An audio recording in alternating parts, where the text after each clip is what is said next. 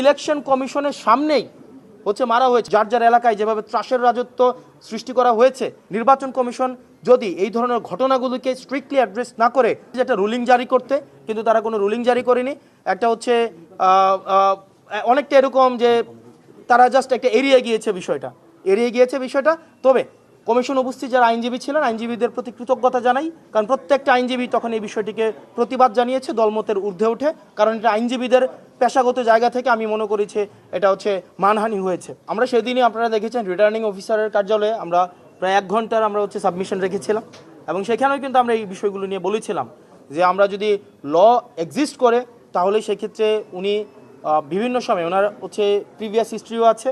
উনি 2008-এও একই ঘটনা করার চেষ্টা করেছিলেন, 2018-তেও একই ঘটনা করার চেষ্টা করেছিলেন, 24-এর ইলেকশনেও উনি যেটা 7ই জানুয়ারির যে আমিডামি নির্বাচন হয়েছে সেখানেও উনি প্রার্থী হওয়ার মনোবাসনা করেছিলেন, সেজন্য ওনার বাড়ি বিক্রি করে কিছু টাকা উনি পরিশোধ করেছিলেন। আবার অর্থাৎ নির্বাচনের যখন সিজন আসে, নির্বাচনের সিজন আসলে ওনার যেই মনে হয় যে ওনার কিছু টাকা দিতে হবে বা হচ্ছে কোর্টকে ম্যানেজ করার, এই বিষয়গুলো হচ্ছে আমরা তখনই এনেছিলাম, কিন্তু তখন আমলে নেইনি, যেটি আবার হচ্ছে আমরা নির্বাচন কমিশনে এসেছি।